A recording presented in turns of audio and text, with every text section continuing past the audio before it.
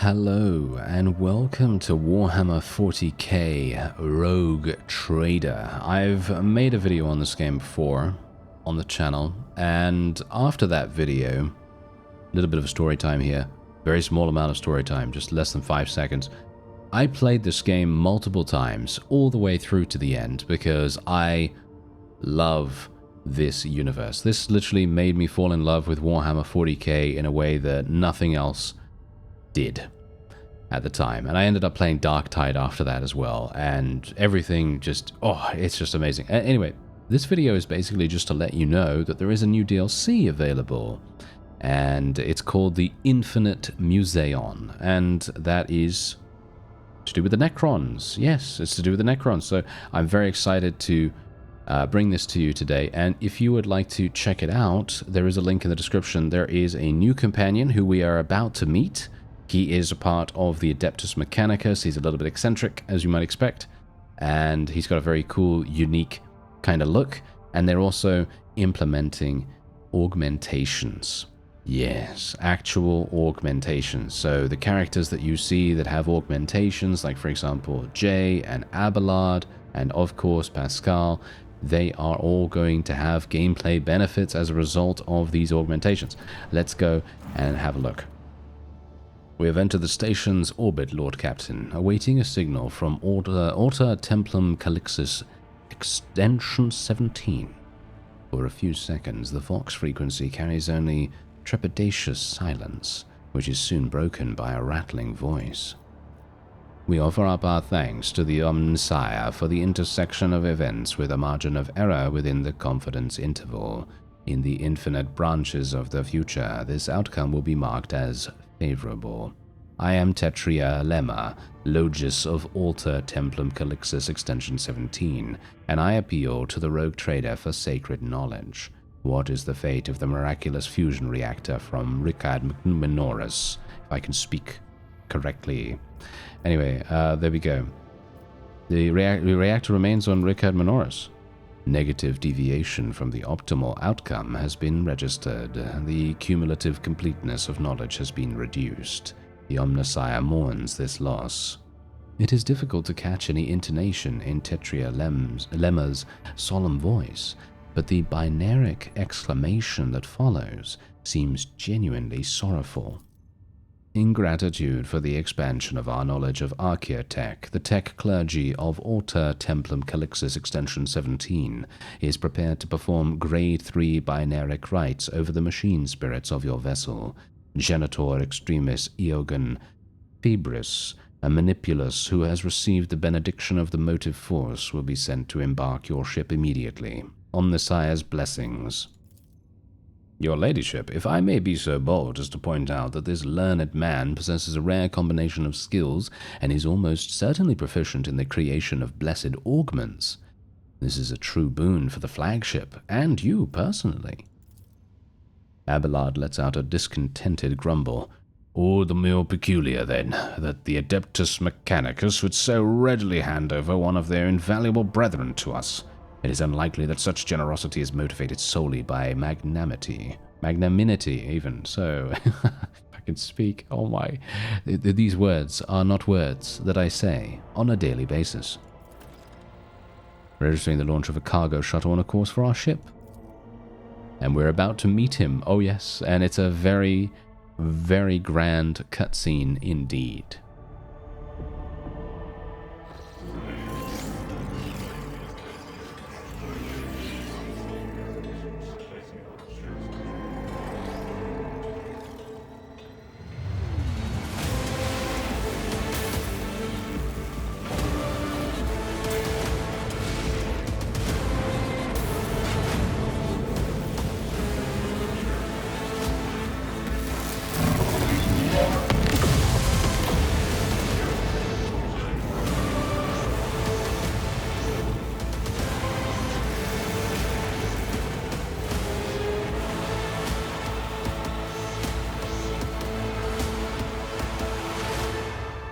And there he is. That's the guy. That's the new companion.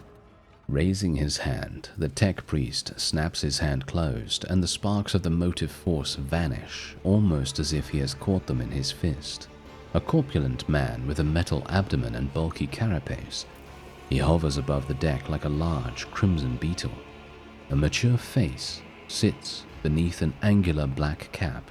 For a servant of the Adeptus Mechanicus, his visage retains a surprising proportion of organic material, and it is set in a dense beard of cables and pistons.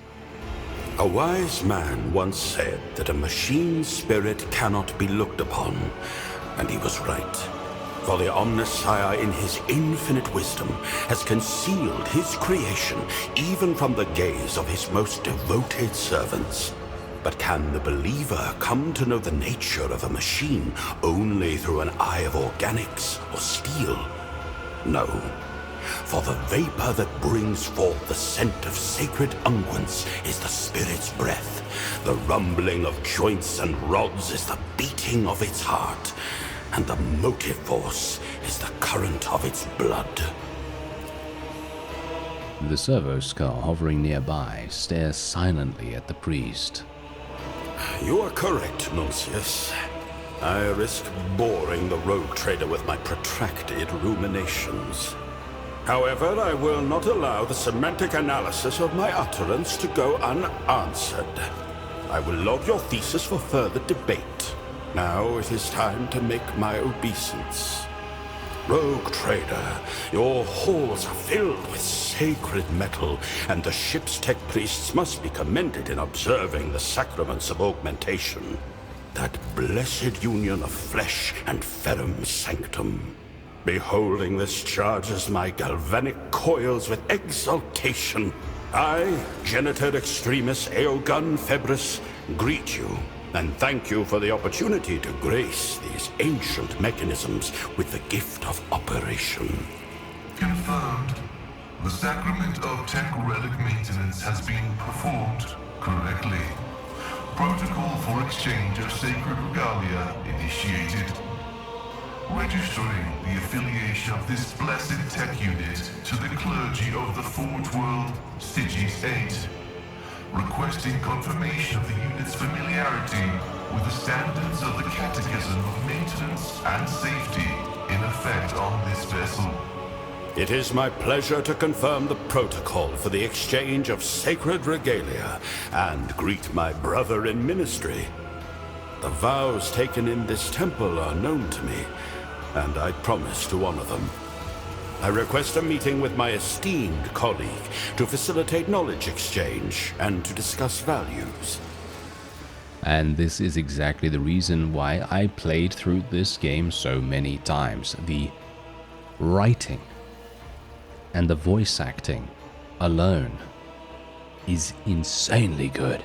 It is so good. High quality. This is probably, as I said, I personally feel like this is probably the best writing I've ever seen in a game, but that's obviously up to interpretation. You know, maybe you don't think so, but I do. But anyway, let's see what we go here.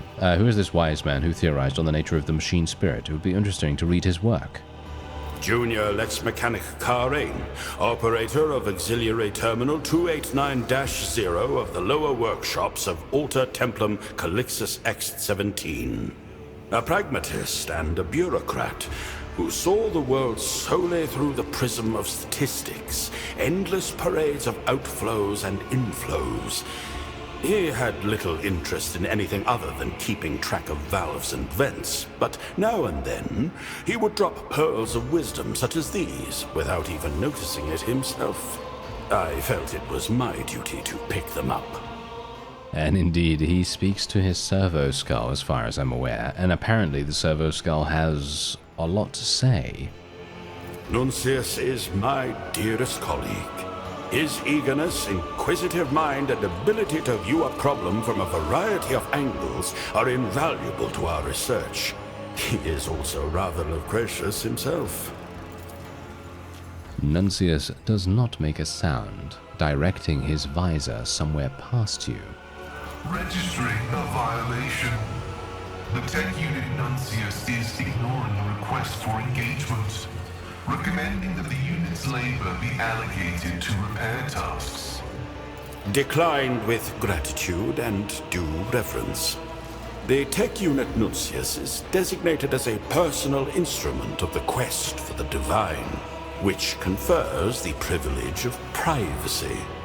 That includes privacy from intrusion by entities of equal standing. Status confirmed. Rejection of request acknowledged as valid. He's quite the gabbler, all right. Maybe the cog-bellied master hears voices in his head too. I'm sure my friends from beyond their door would love to get together with them sometime. A servo skull? As your colleague? Right. Well then, I'll take a data slate for my adjutant. But surely it does not answer you. How truly peculiar. And we will, of course, be addressing the servo skull, and we'll say, Nuncius, I welcome you on board my vessel. If the servo skull has heard you, it makes no sign of it. Amazing sincerity, Nuncius. It is gratifying to see that you have not lost your sense of tact over the years. Well, what did he say? I fear my rendering will lack the sophistication inherent in Nuncius's lingua technis, but to crudely summarize, he is honored by your attention and records the moment as significant.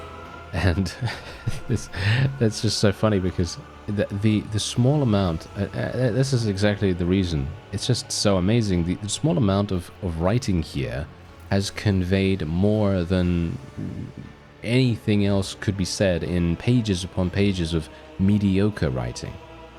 And that just says everything you need to know, because every single moment in this game is very carefully constructed and crafted in such a way that it conveys the maximum amount of information, but without being tiresome, at least in my opinion.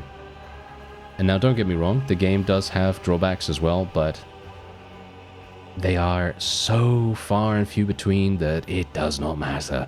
As I said, I've played this so many times, it's just, yeah, it's absolutely fantastic. It is literally an experience like no other that you really should do. And, well, a new DLC, why not, right? You should get into it. So we'll say, thank you for your help, Eogunn. Where will you go next? Your thanks are accepted, but my service is not yet at an end. The clergy of the Alter Templum Calixtus X-17 Cloister, in gratitude for the tidings of the sacred Archaeotech, request that you be attended by Magos Eogunn Februs and the unit Nuncius. I seek your leave to employ our skills and knowledge for the benefit of the Von Valancius dynasty, including but not limited to tending to the machine spirits of the Sector Bionica and conducting experiments in the name of knowledge. In other words, allow Nuncius and I to remain on the ship and accompany you. We are well versed in augmetics, genetics, alchemy, the anatomy of humans and abominable xenos alike, and the mysteries of the motive force and of sacred engineering. These fields of knowledge may also be employed to eliminate units whose views are not conducive to productive debate. Welcome aboard, Eogunn. Skepticism is undeniably one of the instruments of knowledge, dearest colleague. It guards us against many heresies, preventing ego and vanity from clouding reason on the path of service. But as you see, Nuncius, it is not justified in every circumstance. Rogue Trader, Nuncius states that you are a person of rare perspicacity and prudence. I record this as an incontrovertible fact, and thank you for your hospitality. But of course, I did not come empty-handed. I would like to present you with this augment. Now that the machine spirit of the implantation throne is awake, I can bestow its blessing upon you or one of your retinue, should the rogue trader will it.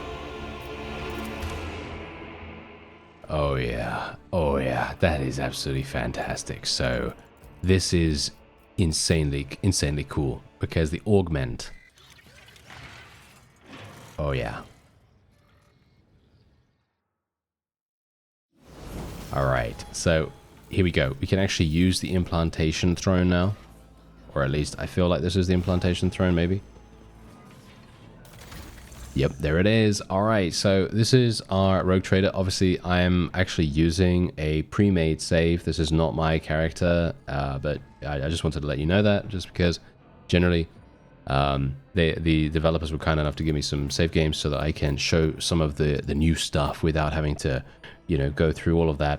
Because it is a long game. As I said, it is a long game. You could literally play for over 100 hours easily.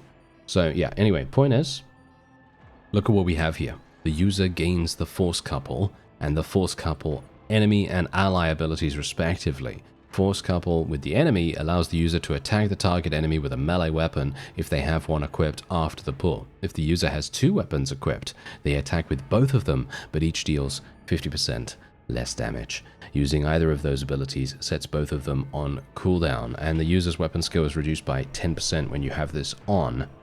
Now, the crazy cool thing about this, I actually have no idea what this actually even does, but we can put it on if we want to. And the question is, does it change our cosmetic look?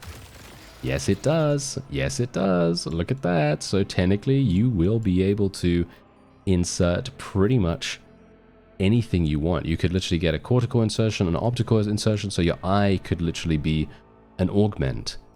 And from my perspective, that is insanely cool. You can even do it, look at this, you can even do it with your companions as well. So if you want to, you can literally, I mean, obviously not with Pascal, because Pascal already has stuff, as you can see right there, but you could make him more, you know, you could make him more, you know, more augmented or whatever. And the same thing, look at this, Abelard, obviously, he has his own Seneschal's monocular, of course he does.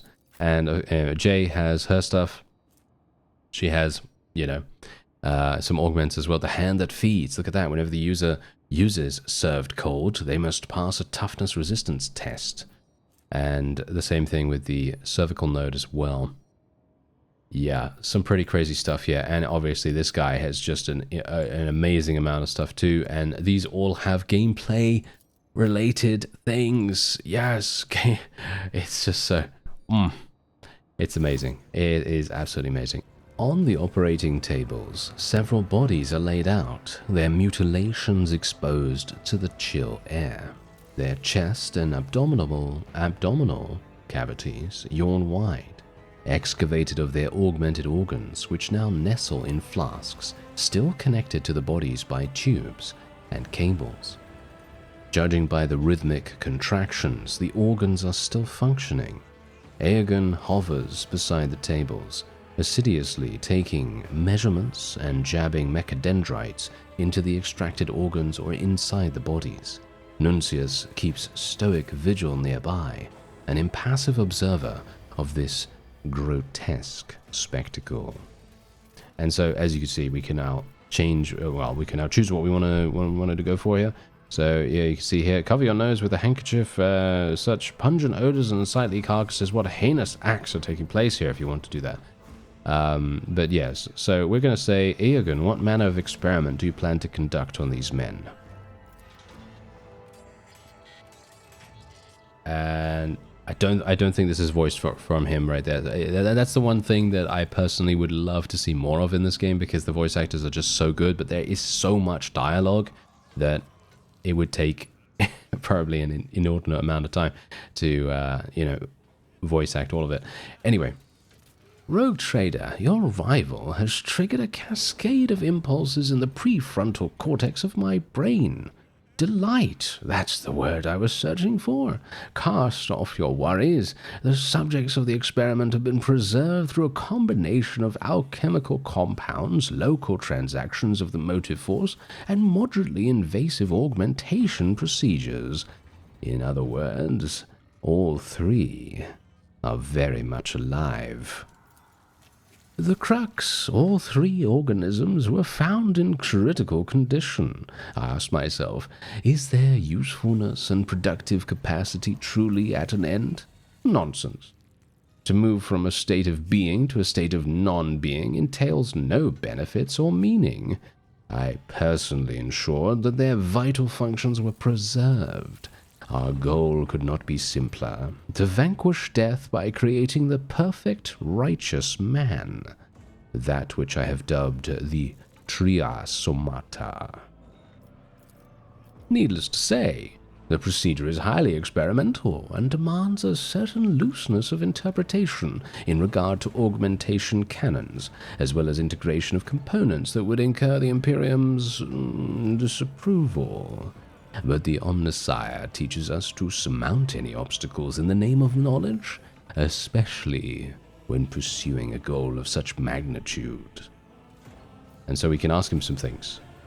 So we can obviously, generally, this game provides you with so many different, choices. You can literally choose between, you can be heretical if you want to. You can be dogmatic, so you can basically just do whatever is the most loyal to the Imperium's manifesto, as it were.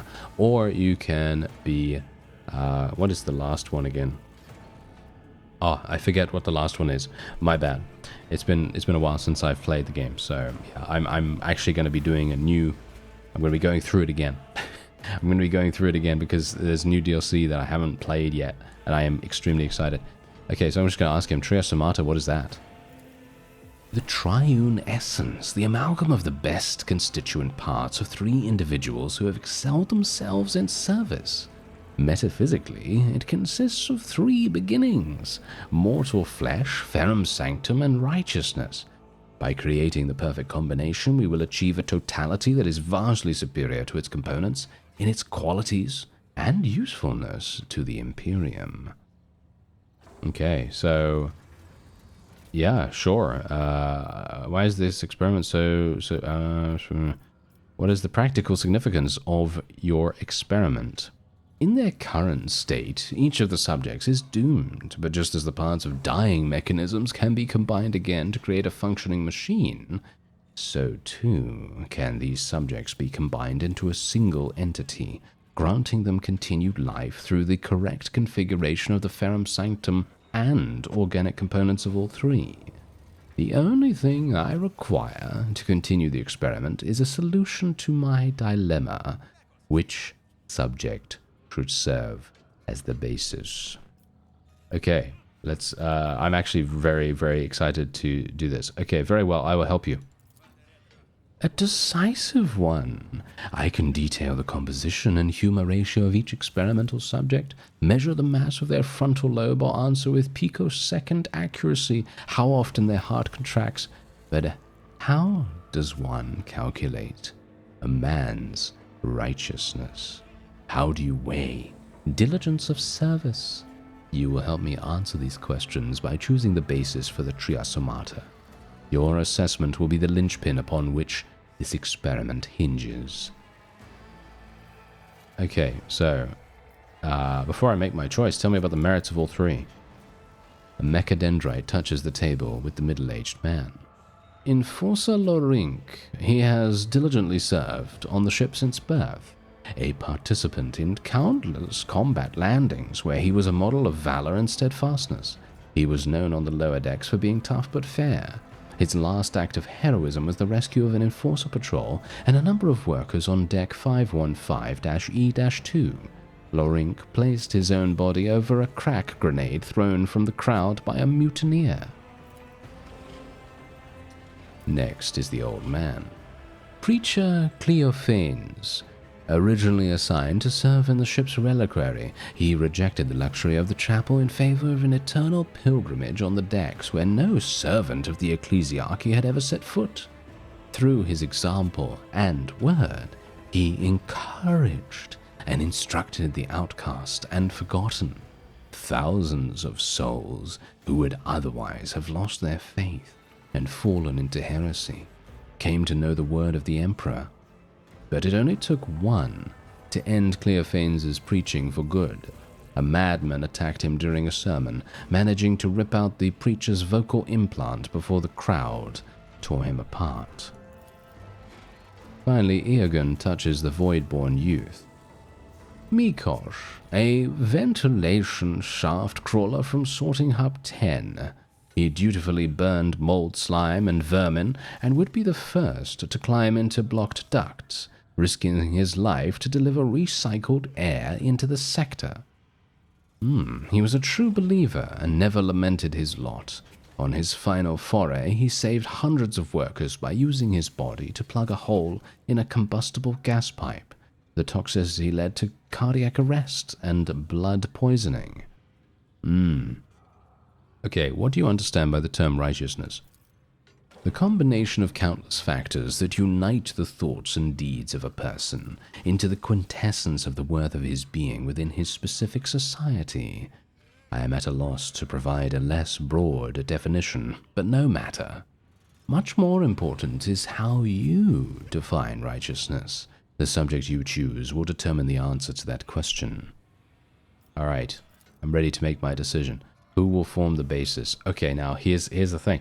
This is the cool thing about this game. It's got so many amazing cool choices and it dramatically changes how things happen.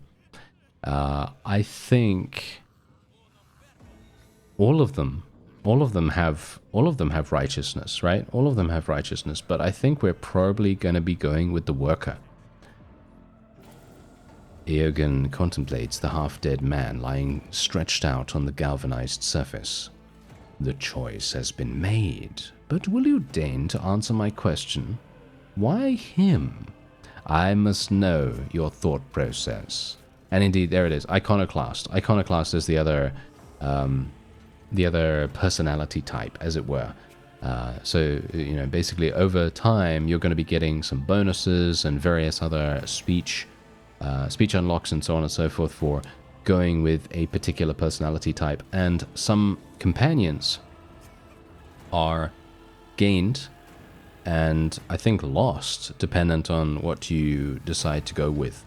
Right, so if you're too heretical, some will try to attack you. You know, some will leave, some will join you, so on and so forth. There is even a secret companion that, if you are heretical, he will actually join you when he would have attacked you previously. I won't spoil who it is or anything like that, just in case you do end up playing the game. But yeah, so we have dogmatic, iconoclast, and heretical here, and I think we're probably. Yeah, so technically we could go dogmatic here, but I'm going to go iconoclast, I think, because it says here, he could have saved himself, but he chose to sacrifice himself for the sector. Selflessness is the highest expression of righteousness. I mean, technically, that, yeah, I personally, okay, look, my thought process on it is that he sacrificed himself despite knowing that there would be no reward whatsoever. As in, like, obviously he's going to die. He's going to probably die from that, right? You know, because he was basically sacrificing himself to begin with.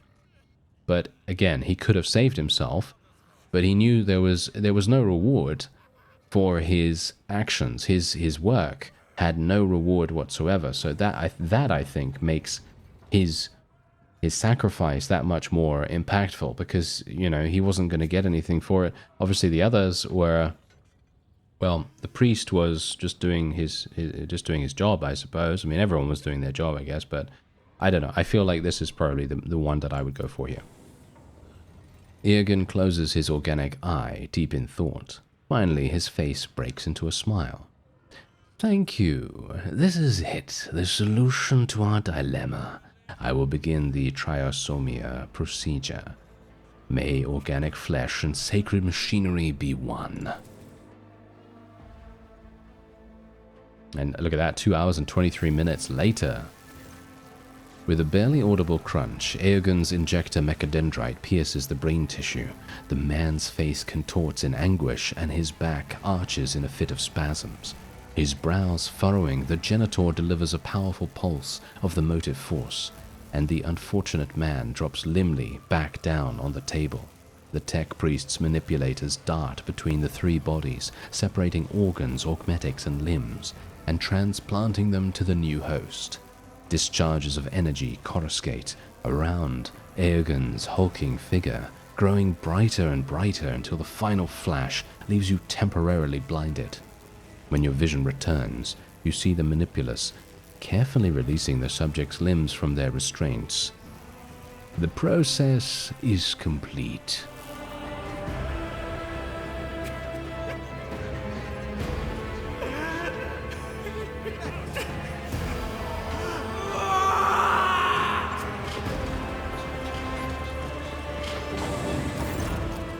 The creature, which a second ago resembled a humanoid lump of bloody meat studded with metal, suddenly leaps up with unexpected vigor, tossing Eogunn backward and letting out an unintelligible howl of suffering.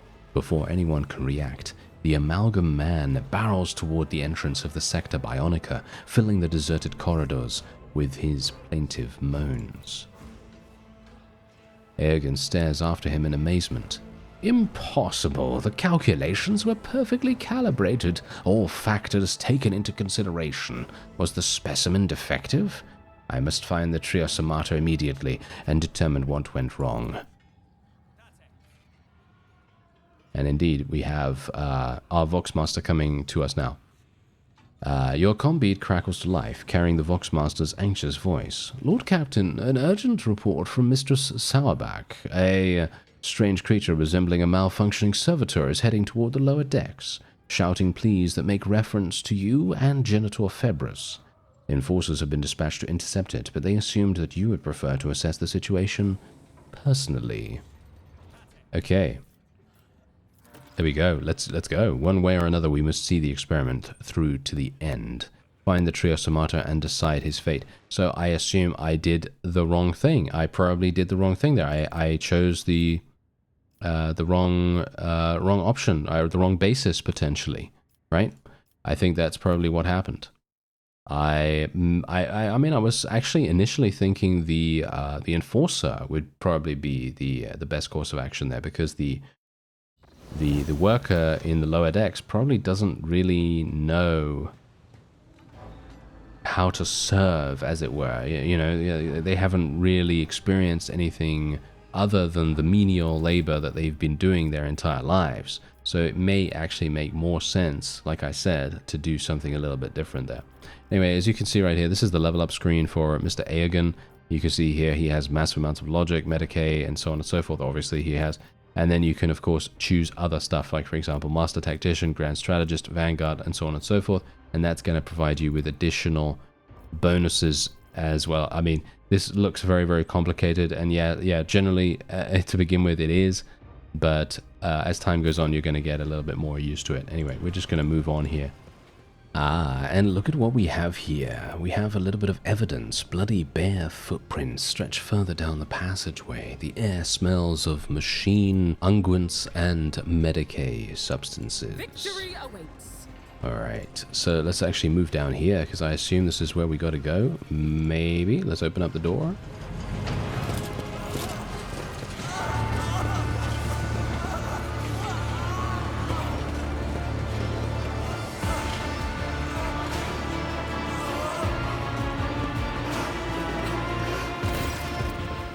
The Triasomata lies prostrate before the entrance to the bay.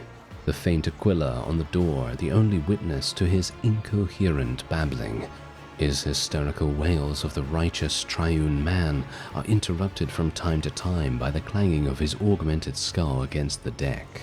The viscous mixture of blood and oil oozes from the staples on his forehead, and his fingernails are chipped from his attempts to dig the implants out of his body.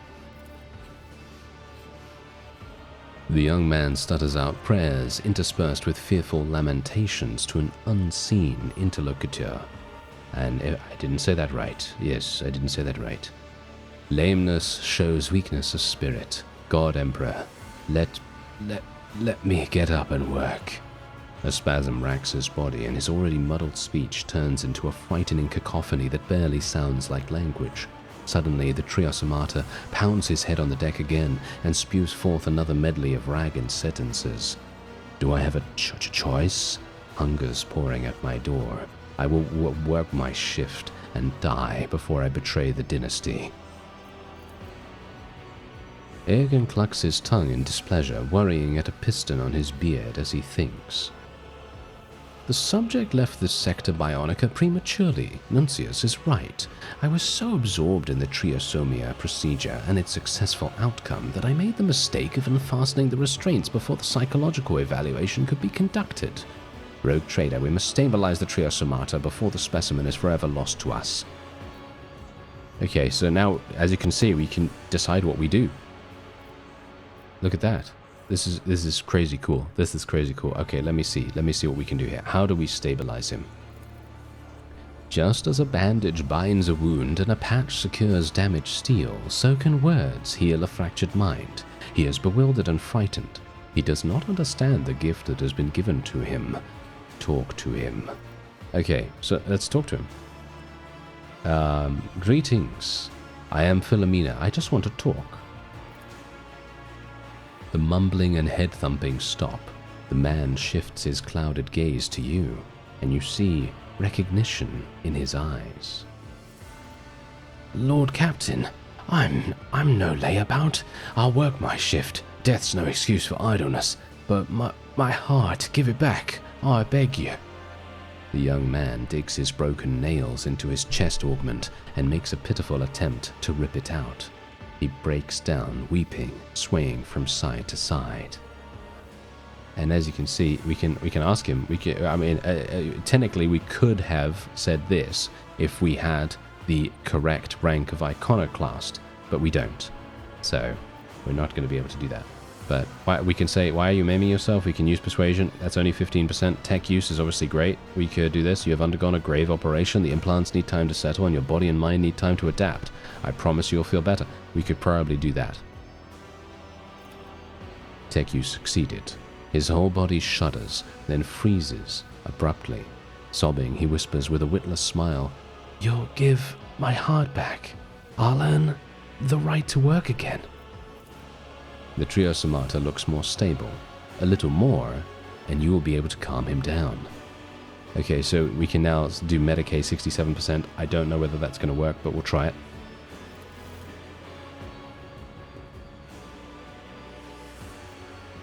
It succeeded. Whew, I was a bit worried about that for a real quick second. The Triasomata goes still, allowing you to examine him. You treat his wounds and the places where implant meets flesh with antiseptic ointments and apply targeted stimulants to alleviate his pain. His frenzied breathing begins to even out. The Triasomata stops. The poor man's shoulders slowly slump and the convulsions steadily subside. His lucidity does not last long. The amalgam's eyes soon go blank, and his mouth stretches into a blissful smile. Rocking peacefully and drooling, he murmurs broken snippets from his former life and prayers to the Emperor. Absurd! Unacceptable! Eogunn scans the Triasomata, furiously pounding the keys of the microcogitator mounted upon his torso. You have succeeded in pacifying him, but the Triasomata is rejecting the attempts of the implant's machine spirits to contain the cognitive entropy. Total personality degradation is inevitable. I must reassemble him. Alright, so we can decide what he wants. We can decide what to do. Wow, yeah, that is enough. Leave this blissful fool be and let the Medicaid of the Sector Bionica tend to him until the end. Servitorize him and send him back to the lower decks. He may still serve the dynasty. Alright, Eogunn, do it again. This is brutal, but that's exactly what 40k is all about. You know, there's a lot of this kind of stuff going on there. Yeah, I think we're gonna do it again. The Triasomata suddenly stops mumbling and begins spasming violently as bloody foam spills from his mouth. He turns his face, contorted with hatred, toward the manipulus. The strangled roar erupts from the unfortunate man's throat just before he lunges for Eogunn. Better death than that. Begone, begone, begone. And he's going to... Well, yep, clearly. Yep. Ow. Yeah, I didn't choose right. I apparently didn't choose right. I'm not sure whether that would have been the end of it. Whether I choose differently, right? I don't know. That's the thing. That's the cool thing about this. The tech priest looks gloomier than a cloud. Rogue Trader, I am experiencing a cognitive block. I have analyzed every possible failure hypothesis and double-checked every step I made, and I have failed to identify a single mistake. The organic parts and the ferrum sanctum joined together perfectly. The brain was perfectly preserved. These complications should never have occurred, and yet the outcome cannot be denied. My calculations are perfectly correct. That is an incontrovertible fact. So was the flaw in the conditions or in the subjects themselves? Yeah, I think I chose wrong, to be honest. The worker, the enforcer, and the priest have their own purpose. It is impossible to assemble from them a unified whole fit for all three roles and duties at the same time. People are not machines. I don't know. It depends. People are divided into the useful and the useless. All three of your test subjects were piteous rubbish. Repeat the experiment with worthy specimens. I think that they were actually worthy specimens, but I'm gonna say that maybe we should do this one. They all have their own purpose. Yeah. Eogunn's fingers, which were nervously fiddling with a bolt on his beard, stop abruptly, and he slowly says, "For every tool shall be rewarded according to its function. Have I scorned the doctrines of operation? It is inconceivable. This calls for thorough analysis and reinterpretation of the sacred texts. I was seeking a righteous man, but I should have calculated the righteousness in myself. Rogue Trader, I thank you for your contribution to our research. Nuncius and I can now call you colleague in all earnestness. I need to think, rethink, and discuss this new data with Nuncius. Please find me on the bridge later. We must discuss the results of the experiment." And that is exactly the kind of very, very cool, shall we say, scenario that you're going to get with this game. Yes, a lot of these very, very cool things. I love the soundtrack as well, of course. The soundtrack is absolutely fantastic. Anyway, let's move on and see a little bit of a different part of the DLC. Alright, so this is quite a bit later in the DLC, and this is when you have come to the Museon, and you're actually going to be interacting with some Necrons here. Obviously, there are some spoilers. I mean, it's pretty obvious, you know, if you're watching this, it's pretty obvious that there will be spoilers about the DLC, but anyway, point is, let's go in. An enormous gate, clearly wrought by inhuman hands. The doors are emblazoned with a multitude of shimmering sigils. The skill evident in the carved xenos inscriptions both awes and disgusts you. After a few seconds, you become aware of an interesting detail. The gate appears utterly untouched by time, unlike the ruins around it. The sacred embedded auspexes are registering blasphemous irregularity and are confounded by the inability to satisfy the quest for knowledge imperative. No need to hesitate on the threshold when a battle with the enemies of humanity awaits us. Let me enter first. Wherever these gates may lead, I will not stray from the path. No, not from the path, but from the path he has blessed. Enter the gate.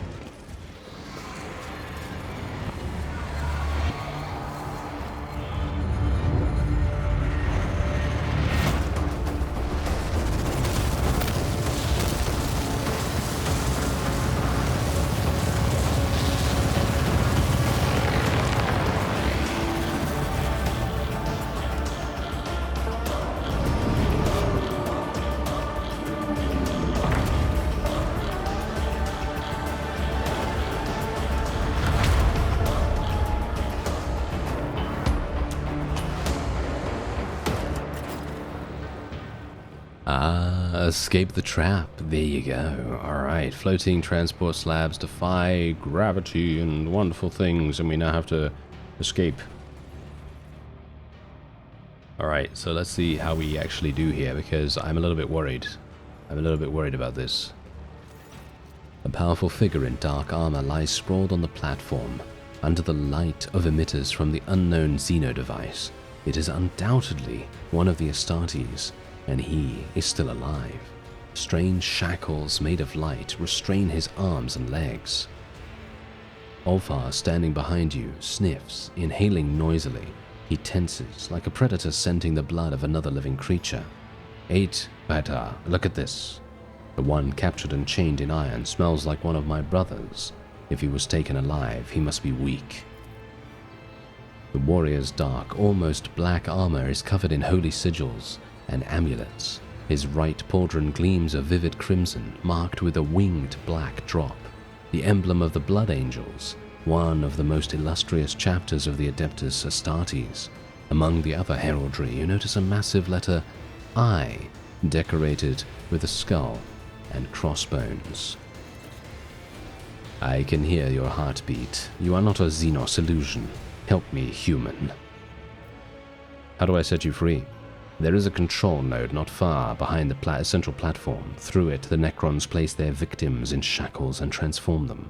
I could see that the orb on the upper left controls the supply of energy, and that the switch on the far right triggers the transformation.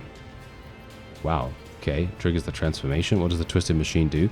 This device transforms living beings into a substance called hard light. It is a xenomechanical abomination. The warrior controls his anger with great effort, but it breaks through as a deep rumble in his voice.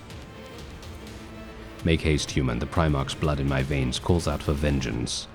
Yes, Sanguinius, of course. Sanguinius, we know him. Or, I do at least. But yes, okay, so let's have a look. Where do we go? The far right? I don't even know. What did he actually say? I didn't even, wait a minute. Upper left. Controls the supply of energy. Okay, upper left.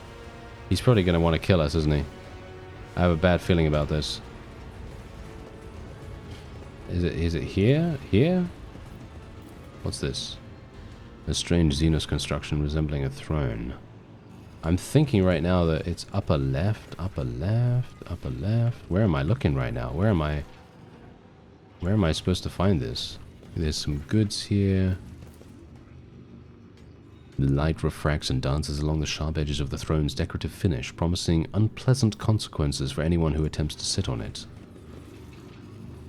Okay, I'd like to sit on it. Okay, well, where's the control? Ah, wait. This?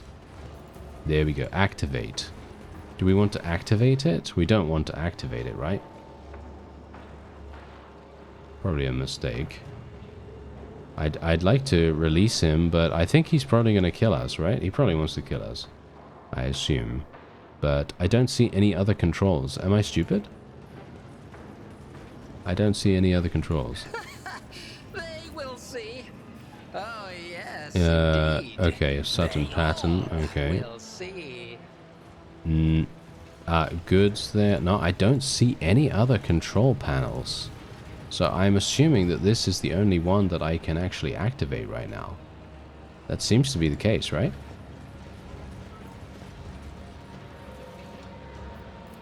Let's do it. The console that controls the monstrous device seems to grow out of the metal floor. The matte black panels are dotted with chains of glowing even, glyphs and a few protruding orbs. Okay, so try to understand the purpose of the buttons.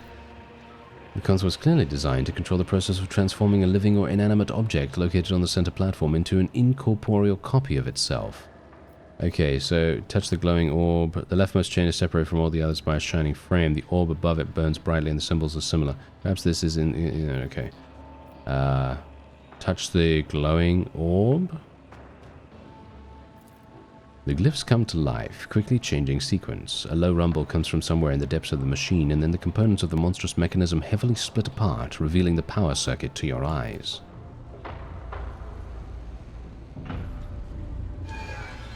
Well, that's useful.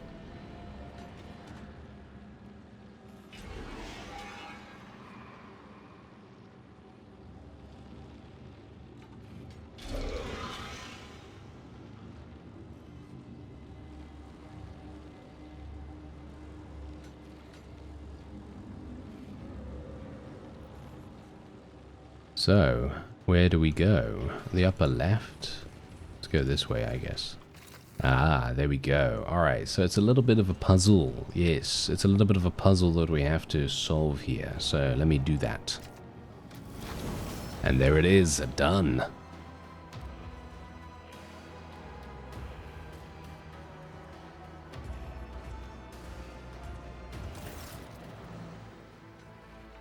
Slowly and heavily, the warrior rises from the platform and walks toward you. Despite his harshly set features, you see genuine relief in his eyes. I thank you, human. Your aid was timely. He removes an unusual-looking blade with a softly glowing edge from his belt. You helped me, and thus proved your loyalty. This sword belonged to one of my brothers who fell in battle. It must be returned to the Death Watch. Now this duty is yours, for I have little hope of leaving this place. Were this not a gift from the hands of an honorable warrior, I would think this another xenos made fake. There is no surety in steel forged from xenos cunning. Okay, come with me. We will find the one who captured you and your brothers and bring him to justice. There are days when the desires of my heart align with the demands of my duty. This is not one of them. Yet my brothers shall be avenged by your hand. These platforms transport objects to the upper galleries. You may reach them by ascending one of these. Go forth. Alright. Very, very cool in my opinion. I absolutely love this DLC and I would love to be able to play more, but I am going to end this off here. If you would like to check it out, there is a link in the description. I thank you very much for watching. I'll see you next time.